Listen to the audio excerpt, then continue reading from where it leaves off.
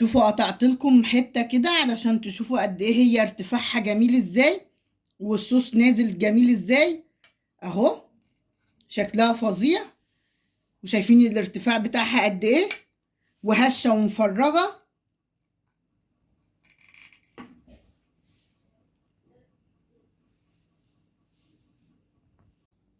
السلام عليكم ورحمه الله وبركاته. النهارده هنعمل مع بعض كيكه حلوه قوي وطعمها لذيذ. عملنا مع بعض قبل كده كيكه البرتقال وكانت حلوه وجميله، اكيد كلكم جربتوها وعجبتكم. هنعمل مع بعض النهارده كيكه الشوكولاته، وهنحط عليها صوص شوكولاته طعمه جميل ولذيذ من فوق كده. وهتبقى الطريقه بسيطه وسهله وكلكم هتعملوها وهتعجبكم ان شاء الله. المقادير والمكونات معانا بسيطه وسهله، عباره عن كوبايه ونص من السكر، كوبايه لبن، 4 بيضات، معلقه خل، 4 بكاوي فانيليا، باكو كامل من البيكنج باودر، ومعلقه نشا، ومعانا كوبايه الا ربع زيت او سمنه، الماده الدهنيه اللي تريحك. وطبعا المقادير الجافة هنقول عليها بعد ما نبدأ نعمل مع بعض المكونات السائلة. يلا بينا نبدأ وصفتنا مع بعض النهاردة بطريقة بسيطة وسهلة، وإن شاء الله تنال إعجابكم. يلا بينا نبدأ وصفتنا. زي ما متعودين بنبدأ وصفتنا بنعملها عادي في الخلاط بكل بساطة وسهولة. هنبدأ نحط مع بعض السمنة أو الزيت بالطريقة دي كده، وهنحط طبعا السكر عليها، وهنضربهم مع بعض جامد جدا لحد ما يبقوا لونهم ابيض قوي. يلا بينا هنضربهم ونرجع لكم تاني. كده احنا ضربنا مع بعض السكر مع الزيت او السمنه زي ما قلت لكم. هنبدا دلوقتي ننزل بايه؟ هننزل بالبيض واحده واحده ونضربهم ايه في الخلاط. يعني مثلا هننزل بالبيض كده واحده واحده، وننزل بالفانيليا طبعا مع البيض اهو، وهنضربهم بقى ايه في الخلاط وهرجع لكم تاني. ضربتهم كويس زي ما احنا شايفين كده في الخلاط بالشكل اللي احنا شايفينه كده. هبدأ انزل بقى ايه بكوباية اللبن، تمام، وكوباية ومعلقة الخل، يعني معلقة صغيرة من الخل، وهضربهم كويس بقى في الخلاط، وبعدين نرجع نشوف هنعمل فيهم ايه. خلاص كده ضربنا المواد السائلة كلها معانا كده بالطريقة دي وامتزجت كويس مع بعضيها. هنبدأ بقى نشوف المواد الجافة بتاعتنا. هتبقى عبارة عن كوبايتين دقيق ونص كوباية كاكاو.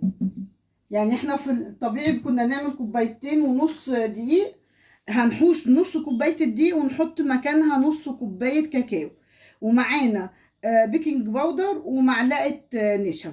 يلا بينا نبدأ. نجيب طبق زي ما احنا شايفين كده، وننزل بالمواد السائلة اللي احنا عملناها في الخلاط بكل سهولة وبساطة زي ما احنا شايفين اهو.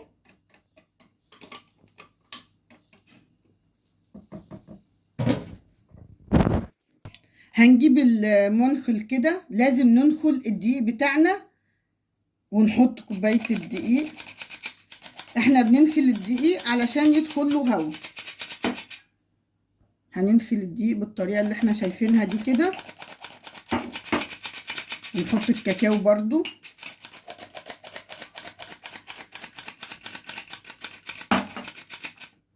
وننزل بيكنج باودر، وننزل بالنشا، وهننخله كله مع بعضيه بالطريقه اللي احنا شايفينها دي كده. هنبدأ دلوقتي نقلب الخليط بتاعنا، بس نحاول ان احنا نقلبه في نفس الاتجاه، تمام اهو. نقلبه في نفس الاتجاه لحد ما يمتزج كله مع بعضيه، عشان ما نخرجش الهواء من الدقيق بتاعنا والكاكاو اللي احنا نخلناه دلوقتي عشان يدخل له هواء. في الوقت ده نفتح الفرن على درجة حرارة 160، تمام. هنقلب كده الخليط بتاعنا بالطريقة اللي احنا شايفينها دي كده، ونجيب الجوانب كده كلها ونقلب كويس. خلصنا كده، قلبنا الخليط كله مع بعضيه بالطريقة دي كده، ووصلنا للقوام اللي احنا عايزينه، تمام. في المرحلة دي هنعمل حاجة تانية، هنشوف دلوقتي هنعمل ايه. بركن بقى الخليط بتاعي ده على جنب شوية. هاجي هنا بقى اعمل ايه؟ هجيب شوكولاته خام كده، وهقطعها بالطريقه اللي احنا شايفينها دي كده.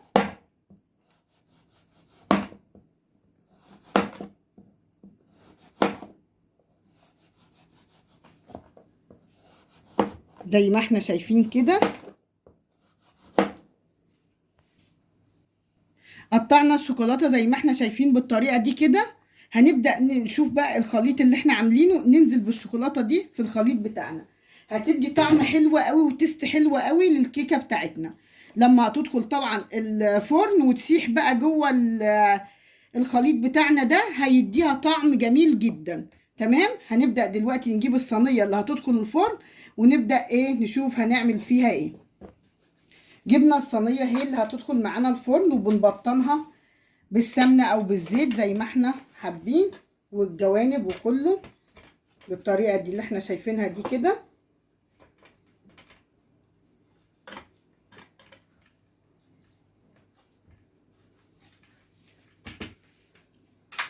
وهجيب حبه كاكاو بقى واحطها في الصينيه، ابطن بيها. مش هحط دي عشان ما يعملش لون ابيض معايا من تحت. تمام يعني، بس عشان هي لونها شوكولاته، فعلشان كده هنحط كاكاو ومش هنحط دقيق. بطناها بالسمنه او بالزيت. نبدا ننزل بالخليط بتاعنا بالطريقه كده زي ما احنا شايفين.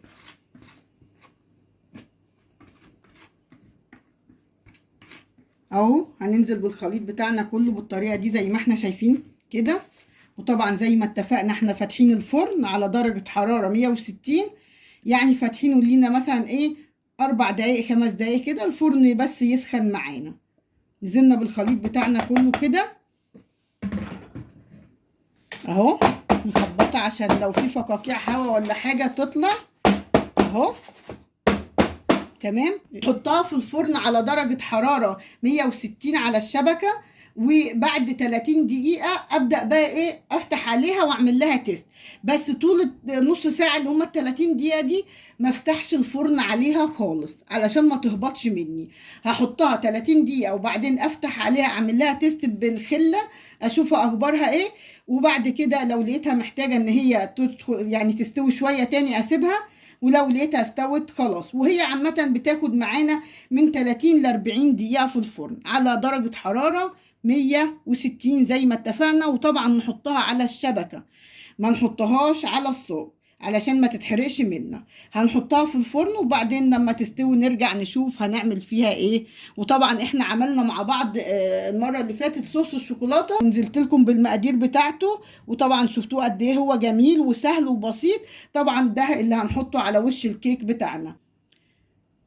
بعد ما نطلعه من الفرن هنشوف شكله هيبقى عامل معانا ازاي. يلا بينا نحط الصينية في الفرن وبعدين نرجع تاني. الكيك طلع معانا من الفرن زي ما انتوا شايفين، ومرتفع جامد اهو.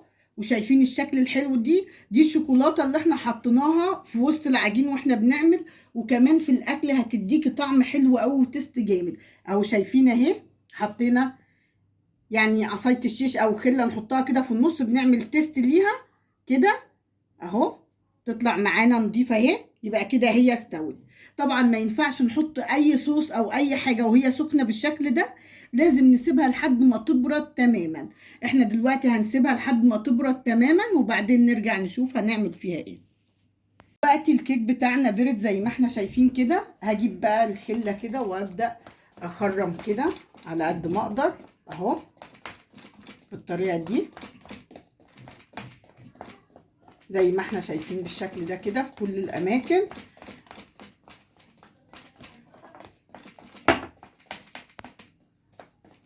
وهجيب اللبن معايا كده وابدا اكب كده. اللبن ده حلو هيدي طراوه للكيك بتاعنا اهو بالشكل اللي احنا شايفينه كده، واسيبه لحد ما يشرب اللبن. ده الصوص بتاعنا اللي نزلته لكم في القناه المره اللي فاتت. شايفين جميل ازاي؟ هنبدأ بقى نستخدمه دلوقتي بقى ونستغله. انزل بيه بقى على الكيك بالطريقة اللي انتوا شايفينها دي. شايفين فظيع ازاي؟ فظيع اهو. هنزل بيه بقى، هغرق الكيكة بقى كلها بالصوص ده اهو زي ما احنا شايفين كده. هبدأ افرد كده واساوي الصوص بتاعي فوق الكيك بالطريقة اللي احنا شايفينها دي كده. كده سويت الصوص بتاعي فوق الكيك. هبدأ دلوقتي بقى اقطعه بالشكل اللي انا حباه.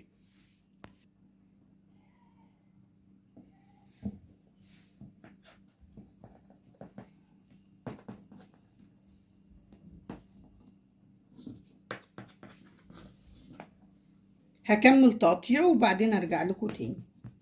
طبعا بزوقها زي ما انا حابه، اي تزيين انا حباه. انا جايبه شوكولاته مبشوره تزيين ايه خفيف كده، وابدا ازينها كده.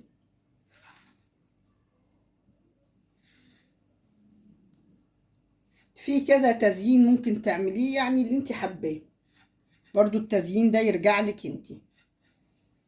برضو بشر الشوكولاته ده هيدي طعم حلو وهيدي شكل حلو برضو. خلصت وصفتنا النهارده. زي ما انتوا شايفين الكيكه شكلها بقى جميل زي ما احنا شايفين بالشكل ده كده. جربوها هتعجبكم جدا. وشايفين الارتفاع بتاعها عامل ازاي. وصفه بسيطه وسهله وطعمها فظيع. طبعا كل الاطفال والكبار كمان بيحبوا الشوكولاته ويموتوا فيها. دي وصفه بسيطه وسهله وكمان تمنها بسيط. وانتوا عارفين طبعا الصوصات والحاجات دي بتبقى تمنها عامل ازاي.